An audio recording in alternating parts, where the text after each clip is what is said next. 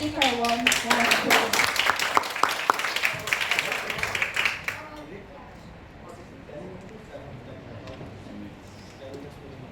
Good afternoon, everyone. So it's me, Lam Yok Leng.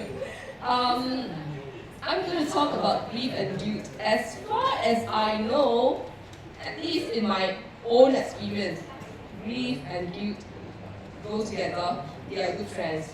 And they weren't good friends of mine. I would rather teach them, right? So that's why I'm talking about my journey on how I managed to teach them. Yeah. So, why I say grief and guilt go together is because I have been acquainted with them for some time. So the thing is that I had this, so when a loved one of mine passed on, my uncle, so it's my maternal aunt's husband, so it's my 姨丈 lah. Yeah, in Chinese it's 姨丈, so it's my uncle. So when he passed on, I felt grief, of course, because he's very important to me. And I also felt guilt. Why did I feel guilt?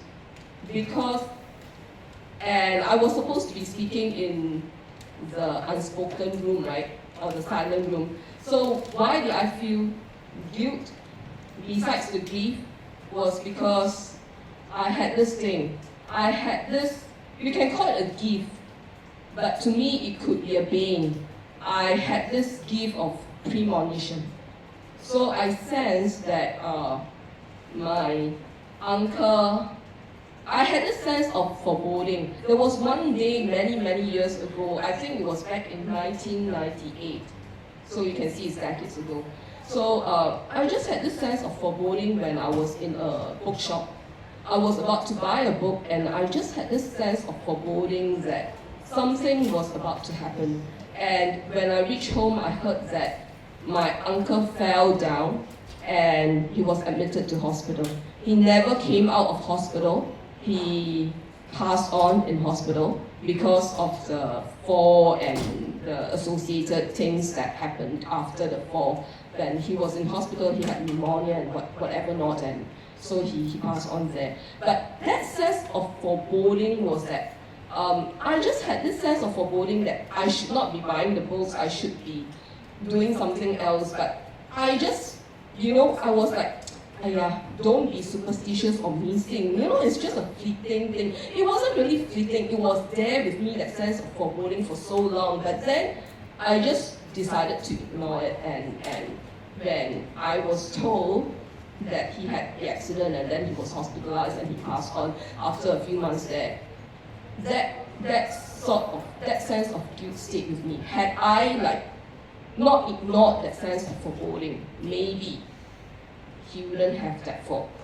I don't know whether you guys have that kind of thing happen to you before, but I had that kind of thing happening to me before that incident, and as well as after, several times. So it's not something pleasant.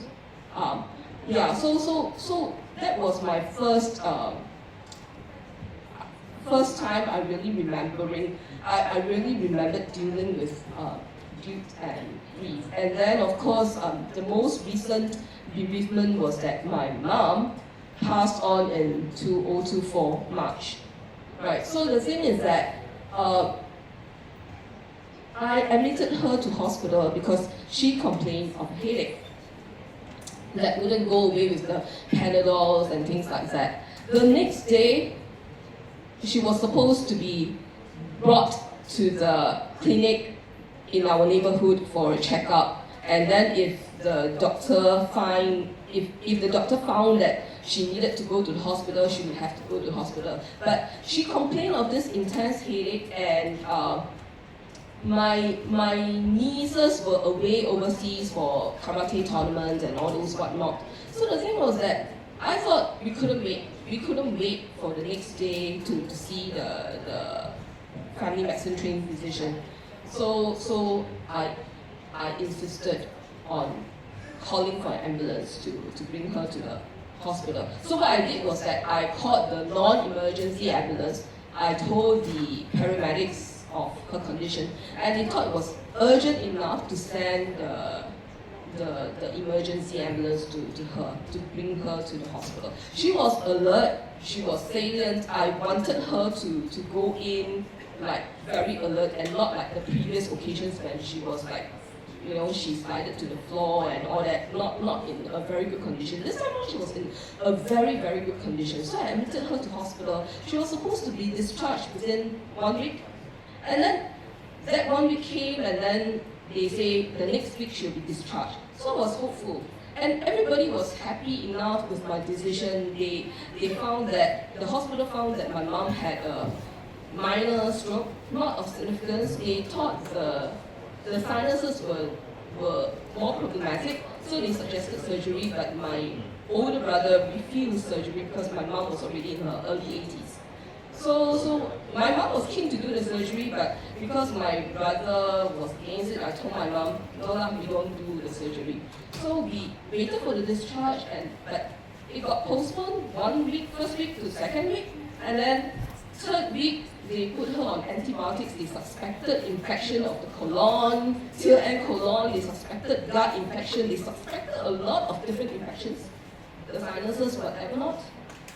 They couldn't determine what was it. They put her on antibiotics. She was dopey, but she wasn't in a coma. She was dopey. And we found that her face was drooping. We asked the nurses, and the nurses said, we don't know, you have to ask the doctors. But the doctors never really got back to us on what was wrong with her. I mean, I got daily reports from her, and my guilt was that, this time around, because my mom went in quite healthily, before, in January 2024, she was given a clean bill of health by the family-trained medicine physician that she always consulted. So I had no reason to believe that she would die, she would pass on, The previous rounds when she was hospitalized, like in 2022 or whatever, she probably was in a more precarious position. Yeah. So back to the guilt that I thought was that, so I thought I could just visit her once a day in the hospital. When the previous round when she was hospitalized, I visited her twice in the hospital every day, during lunch and during dinner. But this time around, because I thought she was quite healthy enough, I visited her once. And I felt guilty that I didn't spend enough time with her. I should have spent twice a day with her. I should have listened twice a day and not once a day. So that was the guilt that set in, right?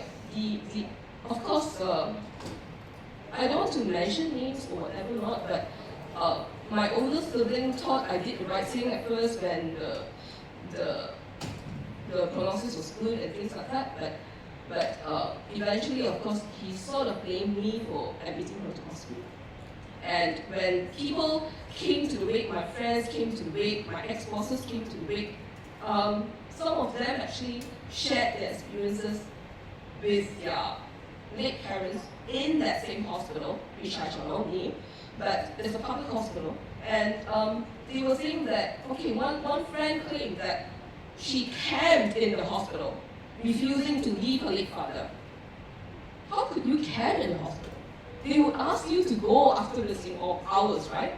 But people told me that they did pull out all the stops for their late parents, as if I didn't do that for my late mother. How could people lay on that kind of guilt on me when I'm already feeling that guilt, right? The thing was that later on, a few months later, after my mom's funeral and all that, I was approached by a training provider to conduct some training for corporates and things like that. And that training provider asked me, so how long do you grieve over your mother? So I said, 1 month. 1 month. And he was like, 1 month? And you said you love your mother so much and you could just get up your grief after 1 month. Do you know how I suffered? For the days that my mom passed away, I couldn't even sleep for nights. I couldn't sleep for nights even though I was tired out. I was her sole caregiver. How dare people lay on the guilt on me when I already pile on the guilt myself? So to me, I have to be well and good in the best sense of the way, so that I could still pay respects to my late parents. I could still look after them in their afterlife. So to me, that's how I get over my grief and guilt. And my mother sent someone to look after me. My mother was the love of my life, right? And I realized I'm also the love of my life, as well as my mother knew that there would be a guardian angel, someone else who could also look after me in her place. Yeah. So thank you very much. So much for the sharing.